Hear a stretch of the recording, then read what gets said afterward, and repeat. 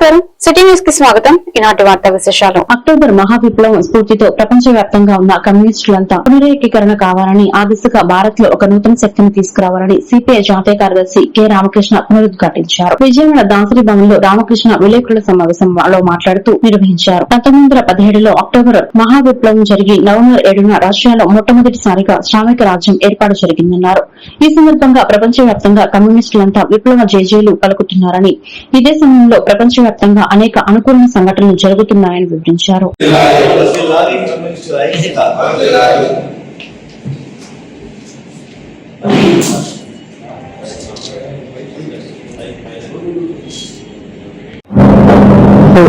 November 7వ తేదీ October మహావిప్లవం జరిగిన రోజు ఇది. 1917 ఆ రోజు అక్టోబర్ మహావిప్లవం రష్యాలో జరిగింది. మొట్టమొదటిసారిగా ప్రపంచంలో శ్రామికుల యొక్క వారి విప్లవము, తర్వాత వారి అందరి శ్రామిక వర్గ రాజ్యాన్ని ఏర్పాటు చేయడం అనేది మొట్టమొదటిసారి రష్యా దేశంలో జరిగింది. ఈ సందర్భంగా ప్రపంచవ్యాప్తంగా కమ్యూనిస్టులు అందరూ కూడా ఇవాళ విప్లవ జేజేలు పలుకుతూ ఉన్నారు. మరి ఈ సందర్భంలో ప్రపంచవ్యాప్తంగా అనేక పాజిటివ్ సంఘటనలు కూడా జరుగుతున్న విషయాన్ని కూడా ఈరోజు గుర్తిస్తూ ఉన్నాం. ఎందుకంటే కమ్యూనిస్ట్ పార్టీ బలహీనంగా ఉండే అమెరికా దేశంలో ఇవాళ అమెరికా అధ్యక్షుడు ట్రంప్ గారు ప్రతిరోజు కమ్యూనిస్టుల గురించి మాట్లాడుతూ ఉన్నారు. మొన్న న్యూయార్క్ నగర మేయర్ ఎన్నికలు జరిగితే ఆ ఎన్నికల్లో ఆ దేశాధ్యక్షుడైన ట్రంప్ గారి యొక్క ప్రచారం ఏమంటే, ఒక కమ్యూనిస్టు మమ్దాని ఎన్నికల్లో పోటీ చేస్తూ ఉన్నారు, డెమోక్రటిక్ అభ్యర్థిగా నిలబడతా ఉన్నారు, మీరందరూ ఆయన్ని ఓడించాలి, మీరు ఆయన్ని ఓడించకపోతే ఏవైతే మా ప్రభుత్వం నిధులు ఇస్తా ఉన్నాయో ఆ నిధులలో కోత విధిస్తామని కూడా చాలా స్పష్టంగా ప్రకటన చేశారు. అంతేకాకుండా దానికంటే ప్రమాదకరమైనది ఏమంటే, ఒకవేళ మమ్దానిని ప్రజలు ఎన్నుకుంటే 10% మంది ప్రజలు న్యూయార్క్ నగరాన్ని వదిలిపెట్టి ఇతర ప్రాంతాలకు వెళ్ళిపోతారని చెప్పి కూడా ఆయన ప్రచారం చేశాడు. ఆయన కమ్యూనిస్టు కాబట్టి ఆయన ఎట్టి పరిస్థితుల్లో గెలిపించకూడదని చెప్పి కూడా దుష్ప్రచారం చేశారు. ఇన్ని ప్రచారాలు డొనాల్డ్ ట్రంప్ గారు చేసినా సరే ఆ ప్రజలు ఆయనకి ఘన విజయాన్ని అందించారు. ఇవాళ విజయాన్ని చేకూరిన తర్వాత కూడా మమ్దాన్ని చాలా స్పష్టంగా ప్రకటించాడు. ఆయన వెరీ ఫస్ట్ సెంటెన్స్ ఏమంటే, I'm a Muslim, I'm a democratic socialist అనే విషయాన్ని చాలా క్లారిటీతో ఆయన ప్రకటించడం జరిగింది. కాబట్టి ఈ సందర్భంగా భారత కమ్యూనిస్ట్ పార్టీ తరఫున మమ్దాని విజయానికి మేము హర్షం వ్యక్తం చేస్తూ ఉన్నాము. అంతేకాకుండా ఇవాళ ఆయన ఏ విలువల కోసమైతే, ఏ సిద్ధాంతం కోసమైతే కట్టుబడి పనిచేస్తూ ఉన్నాడో ఆయన విజయవంతం కావాలని చెప్పి కూడా మేమందరం కూడా ఆకాంక్షిస్తా ఉన్నాం.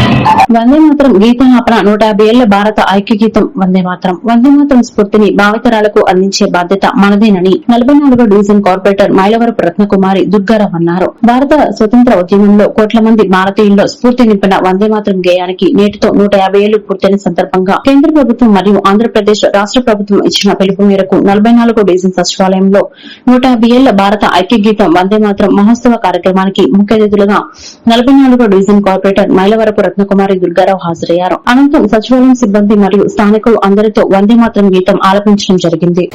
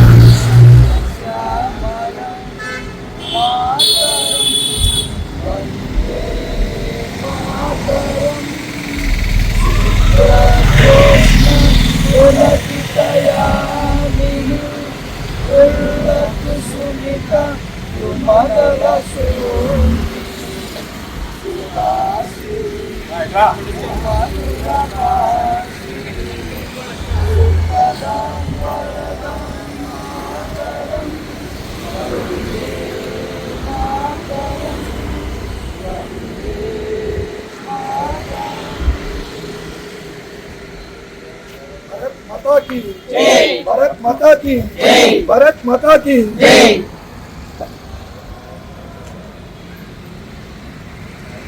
ఈ నెల 2వ తారీఖు నుండి 5వ తారీఖు వరకు విశాఖపట్నం స్టీల్ ప్లాంట్ ఆవరణంలో 37వ ఇంటర్ డిస్ట్రిక్ట్ ఛాంపియన్షిప్ పోటీలలో గుడివాడ ఎన్టీఆర్ స్టేడియం నుండి స్కేటింగ్ క్రీడాకారులు పాల్గొన్నారని 6 నుండి 9 సంవత్సరాల బాలురు బాలికలు విభాగంలో బంగారు వెండి పతకంను సాధించారని 9 నుంచి 12 సంవత్సరాల బాలురు బాలికలు వెండి పతకంలో 12 నుంచి 15 సంవత్సరాల బాలురు బాలికలు వెండి కాంస్యం మరియు మిక్స్డ్ విభాగంలో కాంస్య పతకం 15 నుంచి 18 సంవత్సరాల బాలుర విభాగంలో వెండి పతకం సాధించారని 37వ ఇంటర్ డిస్ట్రిక్ట్ రోలర్ హాకీ మరియు ఇన్లైన్ హాకీ నందు ఓవరాల్ ఛాంపియన్షిప్ ను కృష్ణా జిల్లా కైవసం చేసుకుందని stadium vice chairman Elavarthi Srinivasarao అన్నారు. కోచ్ ను పథకంలో సాధించిన క్రీడాకారులను అభినందించారు.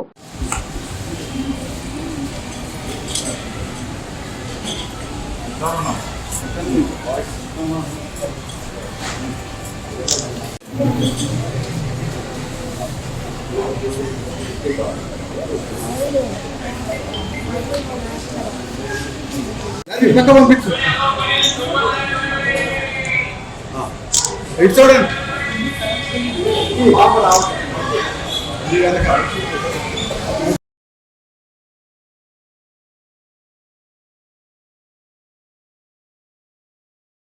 రెండవ తారీఖు నుంచి 5వ తారీఖు వరకు విశాఖపట్నంలోని స్టీల్ ప్లాంట్ దగ్గర ఉన్నటువంటి ఇందిరా పార్క్ లో జరిగినటువంటి skating inter district championship 37 inter district championship లో గుడివాడ ఎన్టీఆర్ స్టేడియం కు చెందినటువంటి స్కేటింగ్ క్రీడాకారులందరూ కూడా మా కోచ్ అట్లాగే ఇక్కడ శిక్షణ తీసుకున్నటువంటి క్రీడాకారులందరూ కూడా పాల్గొనడం జరిగింది. ముఖ్యంగా వివిధ కేటగిరీల్లో 6 నుంచి 9 సంవత్సరాలు, అట్లాగే 9 నుంచి 12 సంవత్సరాలు, 12 నుంచి 15 సంవత్సరాలు, అట్లాగే 15 నుంచి 18 సంవత్సరాలు అన్ని విభాగాల్లో కూడా gold medal, silver medal, bronze medals ని సాధించడం జరిగింది. ముఖ్యంగా 37వ inter district roller hockey and inline hockey ఈ స్కేటింగ్ లోనే హాకీ ఆడే దాంట్లో ఓవరాల్ ఛాంపియన్షిప్ ని కృష్ణా జిల్లా కైవసం చేసుకుంది. ఈ కృష్ణా జిల్లా ఈ ఛాంపియన్షిప్ ని కైవసం చేసుకోవడంలో ముఖ్యంగా ఎన్టీఆర్ స్టేడియం లో శిక్షణ తీసుకున్నటువంటి ఈ స్కేటింగ్ క్రీడాకారుల యొక్క ప్రతిభ ఎంతైనా ఉందని చెప్పి ఈ సందర్భంగా నేను తెలియజేస్తా ఉన్నాను. ముఖ్యంగా గుడివాడలో ఎన్టీఆర్ స్టేడియం తరఫున అనేకమైనటువంటి ఈవెంట్స్ లో శిక్షణ ఇస్తా ఉన్నాం. దానిలో స్కేటింగ్ ఒకటి. స్కేటింగ్ లో అత్యధికమైనటువంటి క్రీడాకారులు అంటే స్ట్రెంగ్త్ పరంగా, నంబర్ పరంగా ఎక్కువ మంది పిల్లలు ఈ స్కేటింగ్ లో శిక్షణ తీసుకుంటా ఉన్నారు. ఈ శిక్షణ తీసుకున్నటువంటి పిల్లల్లో ఎక్కువ మందికి జాతీయ స్థాయిలో, అంతర్జాతీయ స్థాయిలో, స్టేట్ లెవెల్లో, అట్లాగే డిస్ట్రిక్ట్ లెవెల్లో కూడా అనేకమైనటువంటి బహుమతులు గుడివాడ ఎన్టీఆర్ స్టేడియం తరఫున రావడం జరిగింది. ఈ రోజున పిల్లలందరినీ చూస్తా ఉంటే ముచ్చటేస్తా ఉంది. మరి ఇంతమంది క్రీడాకారుల్లో ఉన్నటువంటి క్రీడా నైపుణ్యాన్ని వెలికితీసి వీళ్ళందరినీ కూడా మంచి క్రీడాకారులుగా తయారు చేయడానికి అన్న నందమూరి తారక రామారావు గారు గుడివాడికి ఇచ్చినటువంటి వరమే ఈ ఎన్టీఆర్ స్టేడియం. ముఖ్యంగా ఎన్టీఆర్ స్టేడియం కమిటీ ఆధ్వర్యంలో తప్పనిసరిగా మరి క్రీడాకారులు ప్రోత్సహించేదానికి, క్రీడాకారులు ఉన్నటువంటి క్రీడా నైపుణ్యాన్ని వెలికి తీసేదానికి, వాళ్ళని మంచి క్రీడాకారులుగా తీర్చిదిద్దేదానికి మా వంతు ప్రయత్నం చేస్తానే ఉన్నాం. ఇంకా ముందు కూడా ఎన్టీఆర్ స్టేడియం తరఫున ఎంతో మంది క్రీడాకారులు తయారు చేసే కర్మాగారంగా ఈ ఎన్టీఆర్ స్టేడియం ఉంటుందని చెప్పి తెలియజేస్తూ తప్పనిసరిగా మరి అట్లాగే మా కోచ్ రాజా కూడా చాలా పిల్లలందరికీ కూడా మంచిగా శిక్షణ ఇవ్వడమే కాకుండా వీళ్ళందరినీ కూడా వివిధ క్రీడాంశాల్లో పాల్గొనడానికి అన్ని చోట్లకి తీసుకెళ్ళడం, వీళ్ళందరూ కూడా మంచి బహుమతులు సాధిస్తాం. చాలా అట్లాగే ఎన్టీఆర్ స్టేడియం కి, గుడివాడ పట్టణానికి, కృష్ణా జిల్లాకి కూడా గర్వకారణమని తెలియజేస్తూ ఈ చిన్నారులందరినీ మనస్ఫూర్తిగా ఎన్టీఆర్ స్టేడియం తరఫున అభినందిస్తా ఉన్నాం. కృష్ణా జిల్లా గుడివాడ పట్టణం మెయిన్ రోడ్ లో వెంచేస్తున్న శ్రీ విఘ్నేశ్వర స్వామివారి దేవస్థానంలో ఈ రోజు శనివారం కార్తీక మాసం బహుళ చవితి, శ్రీ సంకటహర చతుర్దశి పర్వదినం మరియు పవిత్ర కార్తీక మాసాన్ని పురస్కరించుకుని లోక కళ్యాణార్థం శ్రీ స్వామివారిని ఆలయ మండపంలో వేద పండితులచే లక్ష్మీ గణపతి హోమ పూజ కార్యక్రమంలో భక్తులు 516 రూపాయలు చెల్లించిన 130 మంది దంపతుల జంటలు పీటలపై కూర్చుని ప్రత్యేక పూజలు నిర్వహించారని ఆలయ చైర్మన్ సాయన రాజేష్ ఏవో యార్లగడ్డ వాసు తెలియజేశారు. ఈ కార్యక్రమంలో ఆలయ ధర్మకర్తల మండలి సభ్యులు వీరమాచినేని శైలజ, పంచమర్తి శ్రీనివాసరావు, రమణమూర్తి, లోయవాసు, పోతరాజు సభ్యులు పాల్గొన్నారు.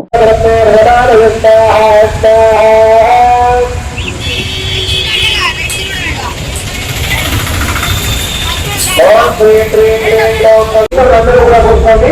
నేను చెప్పినప్పుడు ఒక్కొక్క మనసు పెట్టుకుంటాను.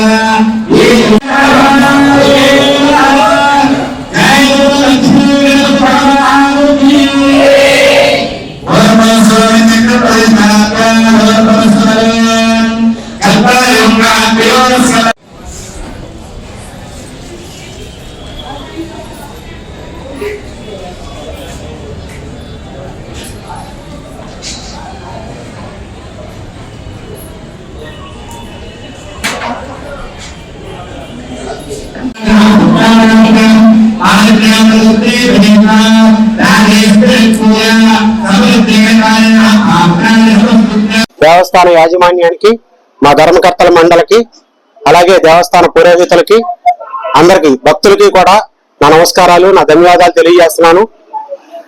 ఓం శ్రీ విఘ్నేశ్వరాయ నమః. శ్రీ విఘ్నేశ్వర స్వామివారి దేవాలయం, మెయిన్ రోడ్, గుడివాడ.